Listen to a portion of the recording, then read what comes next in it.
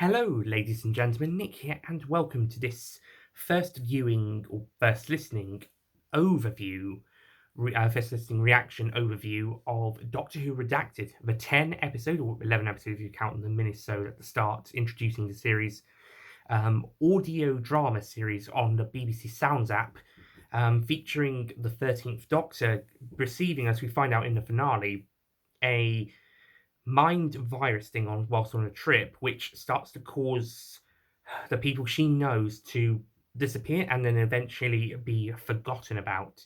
So it is down to three queer women who run a podcast known as the Blue Box Podcast, known as Abby, Shauna, and Cleo, to find out what's going on and try to solve the mystery, and put a stop to whatever is going on. And along the way, aliens and creatures and stuff are taking advantage of the situation and or being caught or being a result of what is going on, and they eventually have to try and find the Doctor and help her put a stop to it.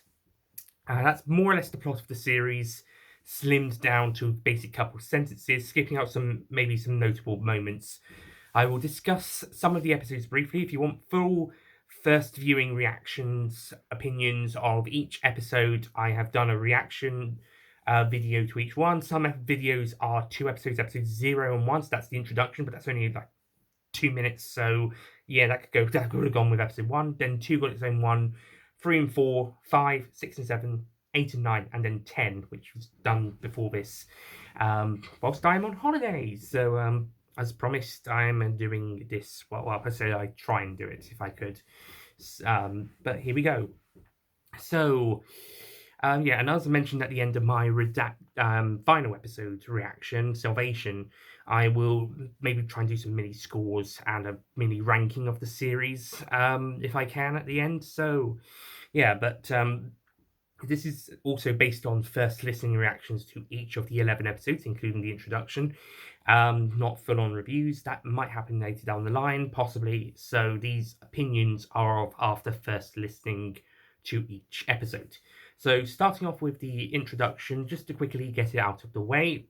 Episode 0, Introduction to Doctor Who Redacted, is basically the Doctor's message of something going wrong, and which leads into the events of the series itself. It's just kind of getting us a taste of what is to come, as well as probably a taste of Jodie Whittaker's involvement of the series. Not much to critically analyse or really say beyond that, but it's a decent introduction and it gets us ready and waiting for the story for this episode. I would probably pass it as an 8 out of 10 just based on that, score-wise. But it's not really something that could be properly critically evaluated. It's just kind of like, this is just getting us ready for the series. Heck, you could have thrown it up at the start of the first episode. I think they might have, actually. And we just go from there. Okay, episode 1, SOS. This was a pretty good introduction to the series, introducing our characters, starting to get to know what they're about. We especially get to know about Cleo over the course of the series, how she's a trans character. She's been kicked out by her mum initially when she was 16, because her mum couldn't cope. She didn't understand what was happening, and she's living with her much more accepting brother, Jordan, and they get on like a house on fire. But as well, this probably not in this episode, but I think episode 3 or 2 or 3, Jordan disappears. So this starts causing more personal issues for Cleo, and throughout the series, she will start to uncover the mystery about her missing father, whilst also coming to terms with her mother and trying to find Jordan, as well as her relationship with her best friend. So this series kind of is mostly about Cleo. I know I'm supposed to be mostly talking about episode 1 at the moment, but I will discuss the characters as well as I go along. This series is mostly about Cleo and following her story, as much as it is with Abby and Shauna, but Cleo is more or less the forefront character of the series, and it's the one we focus on the most and has the most development and journey and stuff going on. So, yeah, I can say she's safe to say out of the main three, she is the main of the main three, the key one to focus on. But yeah, stuff. If we get great stuff with her, some great character moments. My only kind of maybe nitpick is maybe the other two do get pushed a little bit to the side for that, especially Shauna. Um, but Cleo's arc is handled really well, and I really like that. This her first episode also is a pretty effective start to the series, and I do think it's a pretty nice start, a pretty good start to it. And also we get quite a good couple of references to past Doctor Who stories. We also have the return of returning characters from previous episodes. It's mostly new series oriented, but there's a few classic series references here now and again throughout the series. Penny Carter, in the case of the new series episodes from Partners in Crime, comes back. Although they do get the year wrong, they say 2008, whilst this is Russell T Davies era one. We're talking about Aliens to London to Journey's End. The years were like a year later, apart from for Blink, and also which was in the proper year, and then they had the 1 year later, which was back on the 1 year into the future, and also Last of the Time was where they did jump another year to the future and then reverse time sort of situation. But basically, Aliens of London to Journey's End, apart from Blink, most of Blink and most of Last of the Time Lords, present day stuff were usually set a year later to when the episodes were broadcast. E.g., Aliens of London was set in 2006. So they got the year mixed up with that one, but they fixed it for the next episode when they talked to Oliver Morganson from Smith and Jones from the previous series, and they established that as 2008, which was the correct year of that episode taking place and the year after it broadcast, more or less. But that was my only kind of major issue with the episode. Other than that, this is a pretty solid start to the series. 8 out of 10. Episode 2, Hysteria. This was another good episode as well, and it's starting to see the panic of the characters. It's established the idea of panic within people and hysteria and all that. And this does kind of get tied back in the finale as well. So this works really well. This is probably a key episode in that regard. But I don't know if it's as strong as episode two. The first one and two were kind of on the same level for me. They're pretty good ones. I did say in episode 10, I think I probably would put this a bit lower than 1 and 9. But I think it is kind of on the same level as 1, so I will give it props for that. But yeah, it's a pretty good episode. Carries on from what we established in the previous episode. We get to meet Bryony Chandra, played by the first returning actor besides Jodie Whittaker, with Angie Mahindra returning to reprise her role as Rani, and Jordan gets in on the action as well. We're also introduced to these kind of alien creatures at the very end as well, which, as it turns out, don't really have much to do with actually what is going on. They're just taking advantage of the situation. Bit like the Sontarans in Flux. But yeah, this is a decent episode. It's a pretty fun one. Carries on what we established in the last episode. Overall, again, another decent second episode. I mean, it's no War of the Sontarans, but it'll do. It's a pretty good episode. 8 out of 10. Moving on to episode 3. This is probably my least favourite of the first half of the series because it kind of is the filler episode of the first half of the series. Not necessarily the filler episode of the whole series. We'll get to that later. But this one does kind of feel like we need to be a 10 episode series. Maybe throw in a few bit more developments in the story. But these earlier episodes are quite short. About under 20 minutes for I think all of the first 4 less than 20 minutes. So, and we've got a couple of longer ones later. So, it's possible episode 3 there could have been parts of episode 3 that could have been added on to 1, 2, and 4. And the same with bits from episode 8, which is the one I've considered the most fillery episode of the series. That could have been added on to 7 and maybe a bit of 9. But they're still good episodes. But I do think there could have been elements from this one that could have been added on to other episodes, and you could have made it an 8 episode series, not including the introduction. That being said, this is still a good episode. It's still a fun one. This is where people who have been disappearing, who knew the Doctor, they're now being forgotten about. And other people start to disappear as well. This is where things start to get a bit more interesting. But again, like I said, it does feel a bit less important than the previous two episodes. Again, if you added some of these elements on to the end of episode 2, start of episode 4, it might have felt like there could have been a bit more meat to it, or part or into 1 and 2, and then we could have that great cliffhanger at the end where in a slightly earlier spot. But nevertheless, this episode still works really well. I've got to say the titles of these ones. This one's Lost, and I did say Hysteria for episode 2. Episode 3 is called Lost, which ties into the idea of people getting lost. Not to be confused with The Lost, the 8th and final episode of Class Series 1, and the whole show, as it didn't get renewed for a second series. But yeah, this was a good episode, but I do feel like it is probably the most filler of the first half of the series and the second most filler of the whole series. I will still pass it as an 8 out of 10, but none of these episodes go any lower than 8 out of 10, to be honest. Spoiler alert for later, but to be honest, it's still a little bit fillery. Okay, moving on to episode 4, Angels. Now, this is a really great episode as we see Abby start to investigate Lawrence from Blink, and who also popped up in a recent game with the Weeping Angels. I think it was last year, the Weeping Angel game.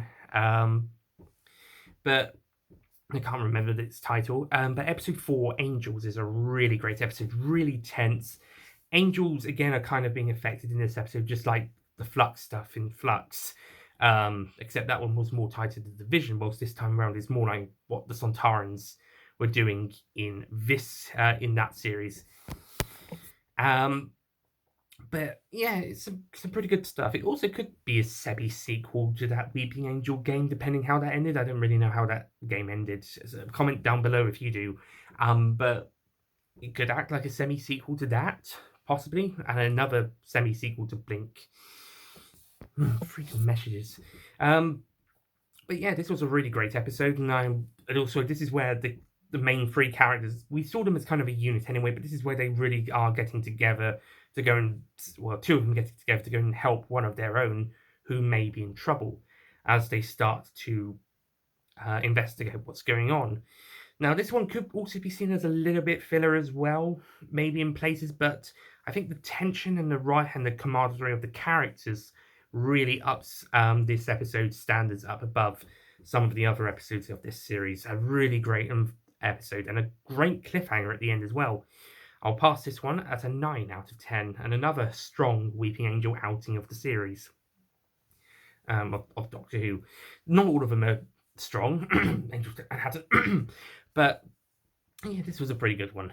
Really a pretty good one. I mean, again, it's no Village of the Angels, but it's a pretty good one. Before we get on to episode 5, Interrogation, I will talk about Abby quickly. Abby is probably the first listed character when talking about the main 3, but like I said, I think Cleo gets the most focus. Abby's a pretty great character. She's a carer for her mum. She's dating this dick called Craig, and she's the most believer of the what's going on, and hence has set up this podcast with 2 of her old uni friends, and therefore she's probably the one most invested in all of this. I also think she has a pretty good arc in wanting to believe all of this and doing so, and then her move to Unit, where she does get to be with the people who sort out, hide everything and sort out alien stuff for a living. She gets to play with them before eventually choosing her friends over Unit at the very end, sort of thing.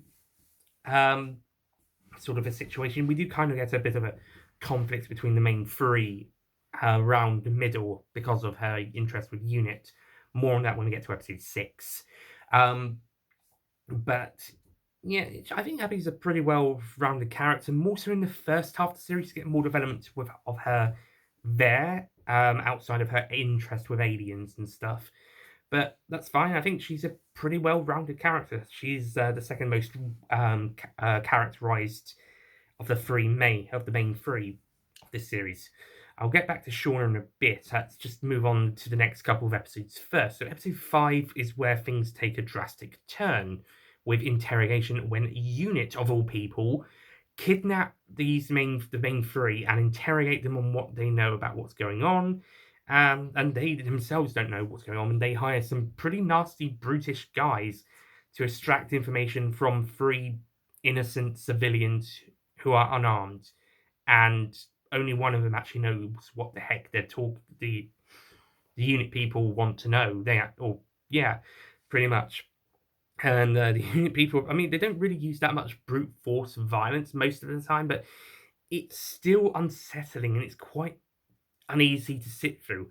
It reminds me of the scenes in the Torchwood episode Fragments, the 12th episode of series 2, where they put Tashiko in a prison cell for her role in stealing some information about a alien weapon and designing her own to rescue her mother, and they don't care about what was going on her side. They don't care about her mother. They don't care about she was desperate. She was doing the wrong thing for the right reasons. They don't care. They just lock her up with no trial and no communication with the outside world. Not one bit. That's a side of unit that is definitely nowhere near the cozy, cushy John Pertwee era portrayal of them, where they're quite nice chaps. If so long as you don't get, even if you're on the wrong side, they're not going to be so harsh on. And even the Master got better treatment than Tosh in the Daemons when he was arrested.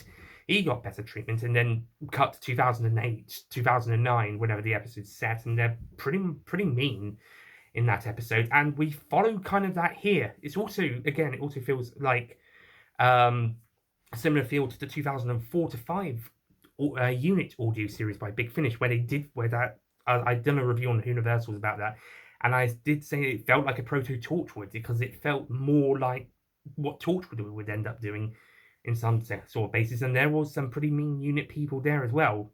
Thankfully, not the main characters, the main protagonist characters. They were nice, but there were some pretty mean people there. So we're following up from that angle of unit. Even Kate Stewart at the end is still a little bit mean in this episode to an extent here, or at the very least too tough. But I do think Gemma Redgrave does portray the character pretty well, and she's the third and penultimate returning actor to play play a character who's returning. We've got other returning characters, but there's only 4 actresses who actually come back to reprise their roles of the characters. Jada Whittaker as the Doctor, Angie Mahindra as Rani, Rani Chandra, Gemma Redgrave as Kate Etheridge Stewart, and Ingrid Oliver as Osgood, and then everybody else is recast. Although Kieran Hodgson, who has done some Big Finish stuff, does he play Jordan? He definitely plays a couple roles in the series. But outside of those 4 actresses, nobody else comes back for this. That's okay, fair enough. Although in the case of Man Bastard, it does make it sound like a completely different character, as I've mentioned before. But yeah, anyway, Interrogation. This was quite a nasty piece of work to listen through, but some of the strongest stuff has been nasty pieces of work to sit through. I mentioned Fragments from Torchwood. That is one of several episodes that are brilliant but difficult to sit through. Children of Earth is probably the most notable example. And if we're going Doctor Who wise, one Rosa. That one has just sprung to mind. That is a difficult thing to sit through, but it's fantastic. So yeah, some of the strongest episodes are ones that are just difficult to get through, but you still feel rewarded afterwards and feel like, but they still did a brilliant job at making us squirm for whatever reason. So I'll pass Interrogation. I'm gonna go with a. I'm going to go with a 9 because I think they might have been a little bit too mean this time. Because, yeah, I'm going to go with a 9 because they were a little bit too mean this time. The women don't actually know anything and, being a bit too mean in this episode. The Torchwood episode Fragments in the Unit audio series, I can understand where they're coming from with their meanness. But this time round, I think they're a little bit too mean. At the very least, maybe make Kate Stewart a bit more sympathetic than she comes across. But other than that, this is a brilliant episode. Certainly the best of the series so far. And we're not done with unit greatness yet, so we move on to episode 6, Recruits. This is the longest episode of the series prior to the finale. But the first 2/3 of the episode, it does feel like the girls just messing around in the unit vaults, talking to Osgood and this other guy, and just kind of messing around, having a bit of fun after the previous episode. They're still a bit bitter about it, but things are a bit fun. Things are quite fun, which is probably what we needed after that last episode. And then the penny drops 2/3 in, and we find out that the unit knows about Cleo's father, him disappearing, and Abby what is now going to work for Unit, and Shauna feels betrayed about that because Unit are the people they think are kind of they're the organization that's hushing all of this alien stuff up, and they're not fans of that, basically. So they're all kind of betrayed, and this kind of leads to a rift with the three characters, with Shauna and Cleo going without Abby. So this might actually be objectively the best episode. I don't know if I'd say it's my favorite, but I think objectively this is probably the best episode of the series. Yeah, yeah, this is the best I think this one is the best episode because it's a fun episode for the most part, although it does carry on some of the aftermath of the previous episode. Is quite serious, and the girls were pretty much treated pretty poorly in that episode. But they do have a bit of a fun time throughout this episode in the warehouse or talking to Osgood. And then we get the more serious stuff, which is important for the character development. And yeah, it breaks the trio apart, which, depending on how we look at things, might be a good or not so great thing. I think if we had a bit more Abby in episodes 8 and 9, start of episode 9, it might have been a good thing, but we don't really focus on her that much after this episode until she joins them up again 3 episodes later. But as it stands, it's a pretty strong episode and a pretty great ending where the three are kind of split up, and this is just after the halfway mark, so this is a key moment in the series as far as these characters are concerned. I think I will. I give a 10 out of 10 for every new series of Doctor Who. And also, in fact, I gave it 10 out of 10 in every series since season 25. And whilst this isn't series 14, I will still I'll still give this episode a 10 out of 10 and say this is unofficially Jodie Whittaker's 4th series, as I've said before. I don't know if I do this for every non-TV bonus series for a Doctor, like the Ninth Doctor's and Big Finish series. I don't know if I'd give it. I haven't heard those yet, but if I did, I don't know if there would be any 10 out of 10s in any of those, in any of that series or any of the upcoming series. Maybe, I don't know. I haven't heard them yet. Maybe I'll find one or two. But as far as this series goes, yeah, this is probably a 10 based objectively at least alone. And it probably is my favourite episode, actually. It's pretty good. It balances the tones really well as well, with the aftermath of the previous episode, then having a bit of light fun, talking with Osgood, penny drops, break, more or less parting the ways of the characters. Pretty well handled. Moving on to episode 7, Requiem. Actually, episode 7 does kind of tie in with 8 quite a bit, so I will talk about Shauna first. Okay, with Shauna, not really much is handled with her on a background level. She's a lesbian and she has a grandmother, and she lives in Sheffield. And that's really all you need to know about the character to begin with. And when I say to begin with, not to say that we find out more about her later on, it's just more so that there's some stuff with her later on in the series that kind of sees her do some more stuff, but it doesn't really establish much more about her. If there's one of the 3 characters I think is the least developed of the series, it is Shauna. She doesn't mean she stays static throughout the whole series. She does develop, but I don't think she's as developed as Abby, and certainly not as much as Cleo. Cleo got a whole bunch of stuff in this series, even when stuff wasn't about her. And yet Shauna, whilst the second half of the series does try to put a bit more of a spotlight on her in episode 3, shine some stuff about her that I was thinking, okay, I want to learn some stuff about this character. We learned some stuff about Cleo. Got some stuff about Abby. Want to learn some stuff about Shauna now. Got that, but then didn't really do much until maybe about this breakup point, and then we get to episode 7, where she and Cleo are on their own without Abby, and I think things do kind of work pretty well on that level. But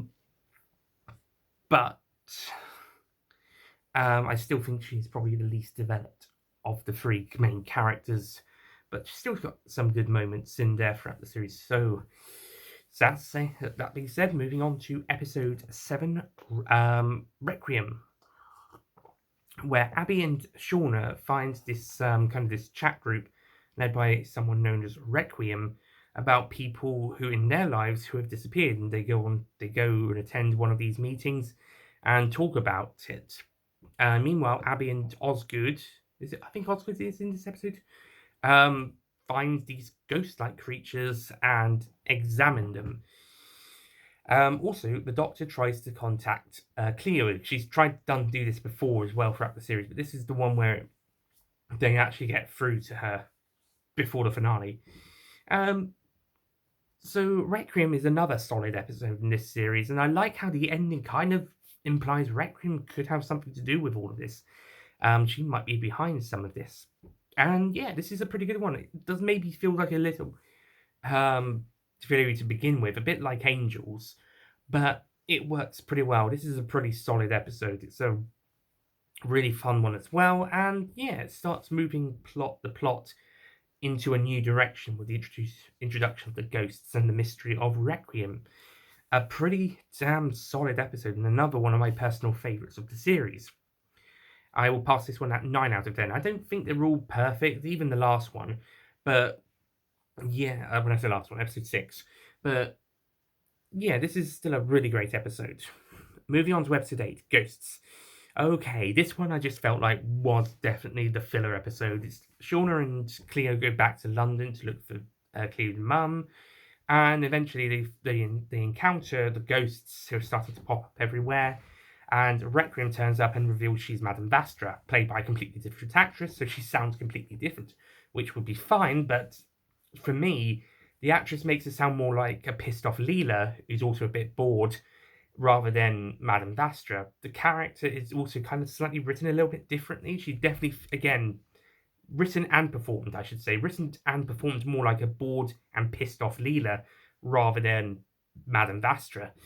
If anything, maybe if they managed to get Neve McIntosh or someone with an Irish accent, or could do an Irish accent, or impersonation of Neve McIntosh, then maybe we would have gotten something closer to the character as seen on screen in series 6, 7, and 8. But with this portrayal, the way she's both written and performed by the actress involved, it's good, but it feels more like, again, a bored and pissed off Leela rather than Madame Vastra.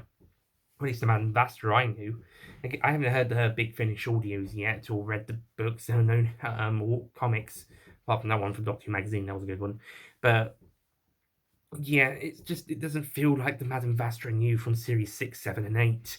It feels like, again, pissed off bored Leela rather than Vastra. But regardless, she's still pretty cool in this episode and pretty badass. But overall, I think Ghost is just it's kind of there. It just exists.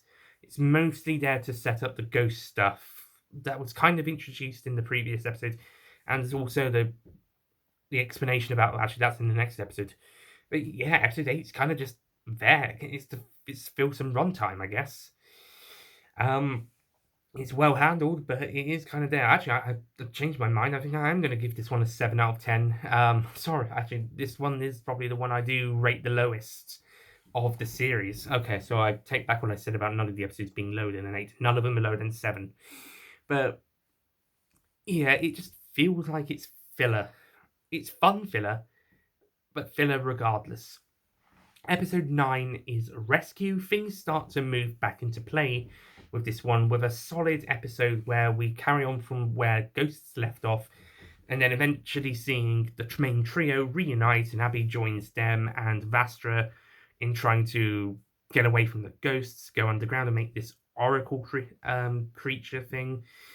Um, which kind of talks about how the Doctor's somehow the reason behind all of this. Got a great cliffhanger at the end, but overall, this episode again just feels like it's moving pieces into play, just like the first two did, and and maybe the seventh as well. And it just doesn't feel like we're at this is the penultimate episode, and we're not at finale stage yet. That's how I felt with these two episodes. These were supposed to be building up this finale, and whilst the ghost angle does that, other than that, it doesn't quite build that up just yet. So passing episode 9, Rescue, as an 8 out of 10 based on that level alone, but the characters are pretty good in this one.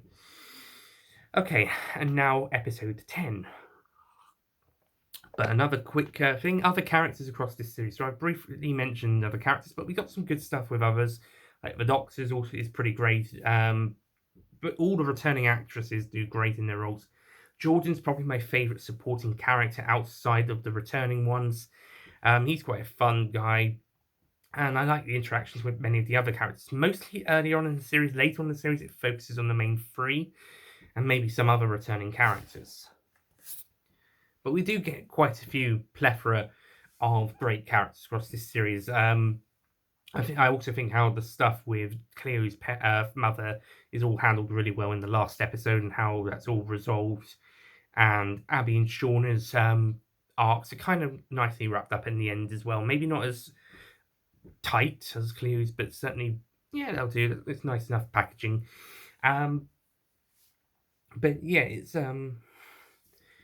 character wise, this is there's a good couple of characters in there, but the main focus are the main three and the notable returning characters from previous episodes of the show. And now we come to episode 10, Savior. Okay, so this is the episode where it lays the ground. It basically lays out everything. We find out what happened. We know why. We know the cause. So what happened and the cause, and we kind of know why it was Cleo. Why Cleo is the one who has to eventually save the day, more or less, with help from her friends and family. In a way, I've talked this one a bit more in length just a few minutes ago when doing the reaction. But long story short, well, not quite that long, but longest episode. The Doctor and Cleo finds the Doctor. The Doctor explains that she was infected with a mind virus thing, and when she was on a trip with her friends, probably Yaz and Dan. And it's now affecting everyone she ever knew. They disappeared and then later got forgotten about, and it allowed other creatures like those robotic creature kind of things in the second and third episodes to take advantage of that and invade a planet, and then the point when whatever the Weeping Angels were up to, and then people were transferring from one world to the other, and that's henceforth caused the ghost things, and other people like Vastra and Rani's thought the Doctor might be the reason behind it, and the Oracle creature as well. It does eventually tie together, making this a more coherent finale than the Vanquishers, which was the strongest of the three 13th Doctor TV finales. Though I'm still holding out for that Centenary special being the best one. Hopefully, so long as it's all right, then I think it might be the best one of the TV ones. But this one does that, and it pretty much answers everything we want to know about all of that. Thank goodness, because those last two episodes weren't doing anything from on that front. Apart from the Doctor may be behind this, and yeah, and Cleo and her friends are able to realize, if we're thinking this is real, then this is gonna all end bad. But if we think it's not real, then we might be able to stop this, and that's exactly what they do, more or less. I think it's explained better in the episodes, but yeah, that's pretty much what it is. We also find out what happened to Cleo's dad, and they've had her and him finding an alien egg, and the creature is born, and it eats or kills her dad, and the 10th Doctor comes in to stop it. And yeah, that's pretty much it's pretty much explains what happened back in which Cleo's past.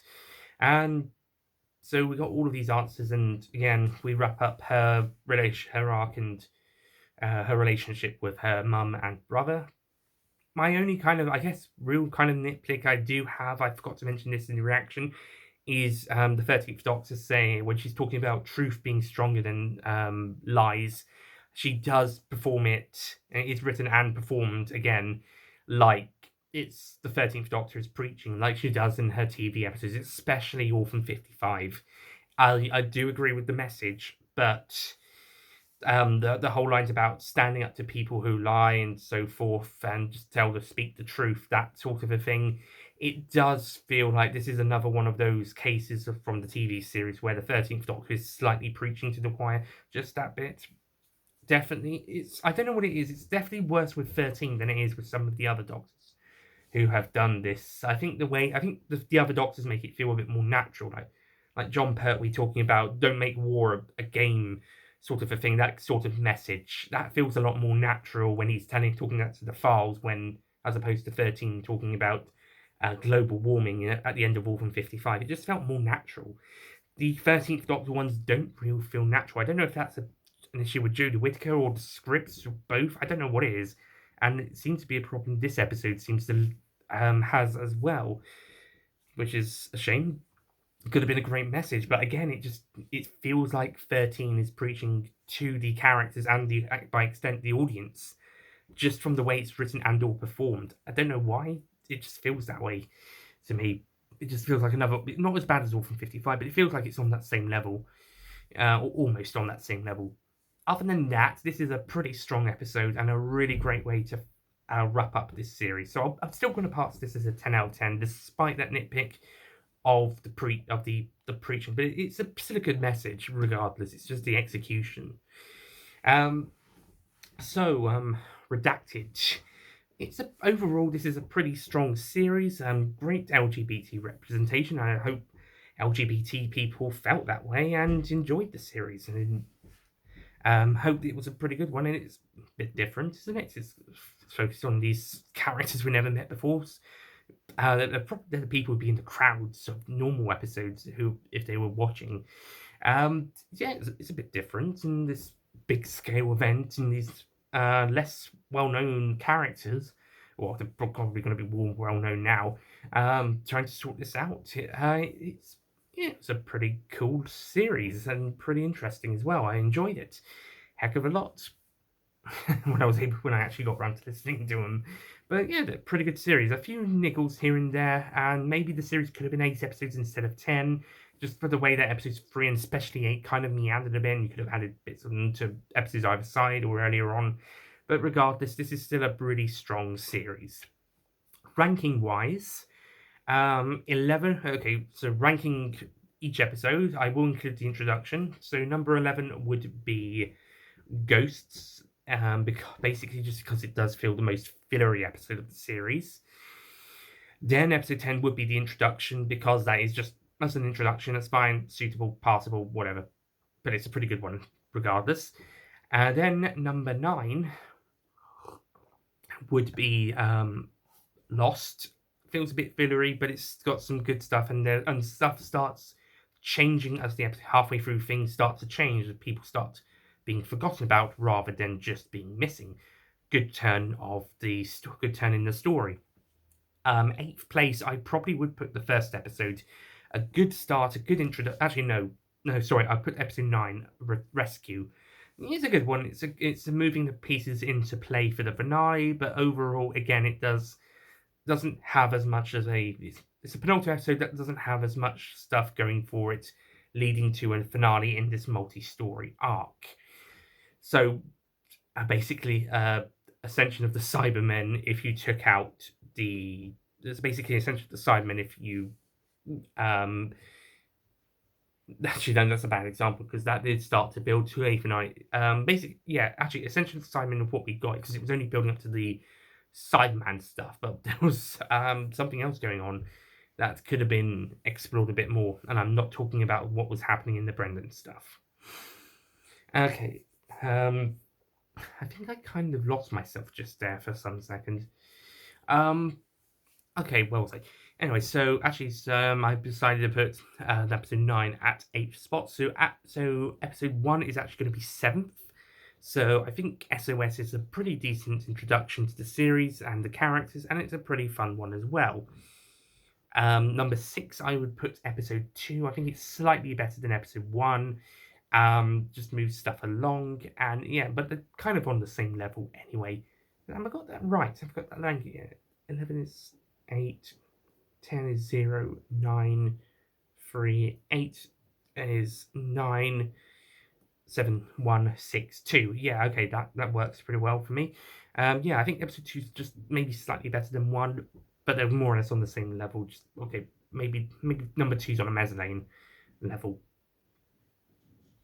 I'll wrap this up quickly soon. Number 5. Um, 5, I would say, is Requiem. Sets up a good mystery, some pretty good stuff with it. Yeah, I think that checks out. Still some little maybe meandering stuff earlier on, but overall, it does set the direction of the story that doesn't really get followed up on, but it's an interesting idea nevertheless. So I'll put that one there. Number 4, I would say, is Angels. Really great listening to at the time, but overall, on the grand scheme of things, the Angel stuff didn't really have a huge amount to do with the whole plot. However, the character stuff certainly works there, and it does directly lead into the unit stories at the very end. But yeah, it's a fun episode, and it's a Weeping Angel episode, handled right. Always good. So if they're handled right, they're always going to be good. Episode 3 is the very next. Sorry, number 3 is the very next episode. Episode 5, Interrogation. Again, this was a pretty great episode when I listened to it. This was brilliant. My only complaint is the unit may have been a bit too mean, even more so than in Tortured Fragments and the Big Finish series in the mid 2000s. Maybe if Kate Stewart was a bit nicer herself, Kate Stewart herself was a bit nicer, then perhaps I might have given it a 10 out of 10. But as it stands, it's still a pretty solid episode and one of the strongest of the series. The top 2 now. Number 2 is the finale, episode 10. Definitely, basically gave me more or less what I wanted, actually. Answers to what the heck was going on, wrap up of the character arcs, and some great interactions with the Doctor. Other than the nitpick of the 13th Doctor style message to the audience that has carried over from the TV series, it's a pretty solid finale, really great, and easily 13's best ones if I counted this alongside the 3 TV ones. And number 1 is episode 6, Recruits, because this episode is kind of a great mix of tones of a little bit of fun, but still a bit cheesed off about what happened last time, and then there's getting a bit more upset about some mystery and stuff, and then one of their own is like interested in working for them, and the others who are like, 1, we found out this information we're not happy about, and 2, you're working with the people that we don't really like, and 3, did you forget the last episode situation? But and also, I guess on a 4th episode that Shauna doesn't want to admit, but she might be a bit jealous of Osgood and Abby with her, but don't tell anybody. Actually, do tell everybody. This is a great series, and also we are pro LGBT. But anyway, yeah, it was a great episode, fantastic, really enjoyable. So to recap the list: 11 episode 8, 10 episode 0 technically, 9, 3, 8, 9, 7, 1, 6, 2, 5, 7, 4. It's the only one that's the episode number is the same as its ranking number: 3, 5, 2, 10, 1, 6. And yeah, so that was a great series. Overall, Doctor Who Redacted was a brilliant audio series. So much fun, so enjoyable, and just absolute blast from the blast. I would be more than happy to hear these characters come back for a sequel series or another series, depending what happens. It would be absolutely amazing if they did another one for the 60th anniversary. This would be so good. And and you could bring other doctors into the realm. Heck, I wouldn't be surprised if they got David Tennant to record some new audio lines for the last episode of this series, so they could do something. Well, he's doing the 60th anniversary special, but you could get some of the other actors in to play some of the characters. Maybe start exploring some classic elements a bit more as well. It would be absolutely brilliant. Or we could just go down a brand new adventure with the characters without too many of the returning characters. You could just do some great stuff. Heck, even the podcasts themselves, some fictional podcasts presented as literal podcasts. Oh, that would be absolutely brilliant. A bit like that one they did for Torchwood's God Amongst Us box set. I think actually it was box set 1, but it was with the characters who'd be important in an episode of box set 3. I think it was box set. Well, it was one of those 3 box sets, but they would be with characters who'd be important to an episode in box set 3, and involved also a character from box set 1. But maybe it was in box set 2 then for that reason. But it was one of those 3 box sets, and it was the characters doing their podcast, but it was presented like it was a real podcast that we could listen to. They could do something like that. That was great, and that was a bonus episode of Torchwood for that series, that audio series. So, yeah, imagine a 10-episode series. And they kind of did something like that in this series anyway. So, yeah, wow. It's got some possibilities. But if this is the end, then it's a solid end and a really enjoyable ride. But if we can get any more in the future, I look forward to any of that and would be excited for that and probably enjoy it. But if this is the end, then this is a pretty solid end. And I really enjoyed it. Had a good time. So, thank you so much for watching and listening to these reactions and to this series overview of Doctor Who Redacted. Might do reviews later down the line, maybe, if I'm lucky. But yeah, so that's it from me. Thank you so much for watching. I'll see you guys next time. Goodbye. Most likely next Doctor Who reaction will be the centenary special, most likely. But yeah, but until then, or whatever comes next, goodbye. Also, LGBTQ+ rights.